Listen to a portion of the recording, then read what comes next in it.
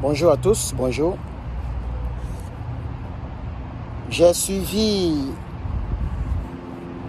un peu le sommet entre les Africains et les dirigeants ou le dirigeant français Emmanuel Macron.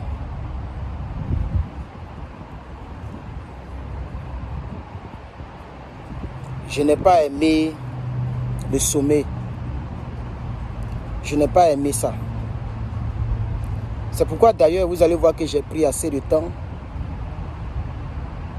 pour faire une sortie, parce que il faudrait que les Africains en Afrique, les Africains en Occident ou en Europe comprennent qu'on ne négocie pas pour une victoire. La victoire ne se négocie pas. La victoire ne se discute pas. La victoire s'arrache.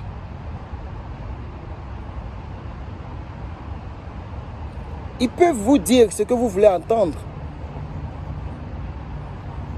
Mais ce n'est pas ce qu'ils feront dans les jours, dans les mois, dans les années à venir.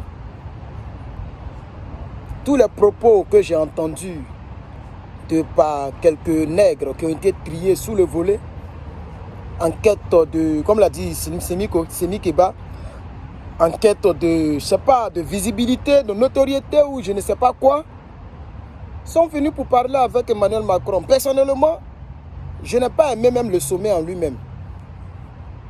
Je ne l'ai pas aimé. C'est pourquoi j'ai mis assez de temps pour faire une sortie. Mais comme je ne suis pas public, mais j'ai quelques personnes qui me suivent et qui ont quand même besoin de savoir mon point de vue sur une situation quand elle se présente. Et c'est pourquoi je fais cette courte vidéo pour dire que personnellement, moi, je n'ai pas aimé les sommets là. Et j'ai mal parce que l'Afrique ne s'en sortira pas, en tout cas pas maintenant et pas de suite. L'Afrique ne s'en sortira pas maintenant.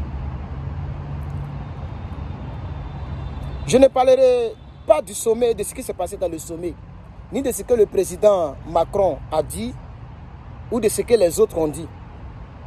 Je connais déjà l'aboutissement de tout ce tralala là. Ce que j'appelle tralala, c'est que vous allez beau parler, mais la même politique France-Afrique continuera dans nos territoires. Emmanuel Macron ne peut pas venir s'asseoir devant moi pour parler de mon continent ou de mon pays, la Côte d'Ivoire, pendant qu'il a des bases militaires dans mon pays. Je ne peux pas discuter avec lui. Peut-être qu'on n'a pas la même manière de comprendre la situation France-Afrique ou France-africaine. On n'a pas la même manière de voir les choses.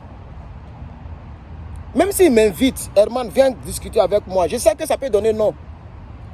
Emmanuel Macron a appelé Herman pour parler avec lui. Moi, je ne me déplacerai pas, je n'irai pas là-bas.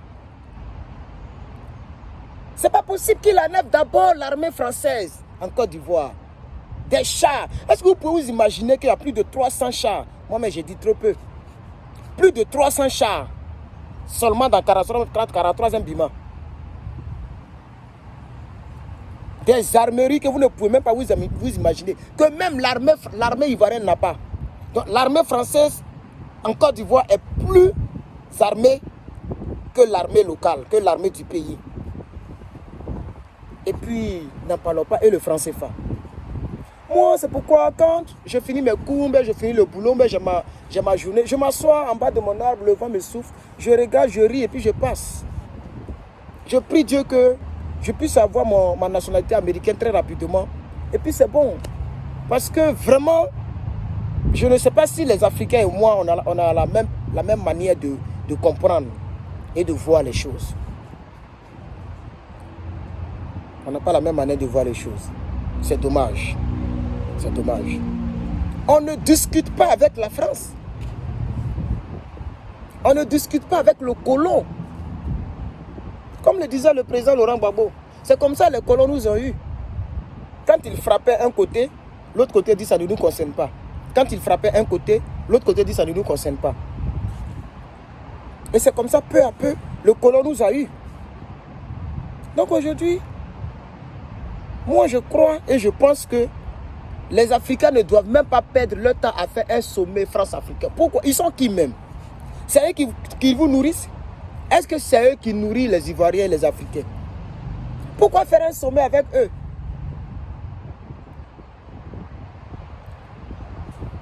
Je ne sais pas si on voit les choses de la même manière, mais c'était mon point de vue. Moi, je ne peux pas m'asseoir devant lui pour discuter de l'Afrique et de la Côte d'Ivoire. Ou du Mali, ou je ne sais pas quoi. Je ne peux pas m'asseoir devant Emmanuel Macron. Qu'il enlève d'abord l'armée française. Si moi je dois discuter avec Emmanuel Macron, c'est concernant le franc CFA. Comment on doit faire pour que le franc CFA soit éradiqué dans nos pays? C'est-à-dire, il est d'accord que le franc CFA quitte. Alors moi je viens et on discute là-dessus. Pas pour discuter sur la politique, telle affaire. Vous voyez comment elle a parlé au Mali, au président malien, qu'il est le fils de 2 coups d'État. C'est un président, il parle comme ça. Au président malien, parce que le président malien a dit que tu nous as abandonnés. Tu as abandonné nos troupes. Il a répliqué méchamment. Et en Côte d'Ivoire, mais il y a des choses qu'il a tenues. Si je vais en parler, la vidéo sera très longue. Je n'ai pas envie de faire une longue vidéo, je n'ai même pas envie de parler là-dessus. Moi, je suis là pour me rafraîchir. Donc, je vais vous laisser parce que je vais boire mon petit coca. Et puis, je vais partir me reposer un peu parce que, voilà. C'est vrai qu'il y a le vent ici, mais je préfère la climatisation puisqu'il fait très chaud. Donc, merci beaucoup à toutes les personnes qui m'ont écrit. Oui, il y a des personnes qui m'ont écrit pour dire, mais jusqu'à présent, on n'a pas encore ton point de vue sur le sommet.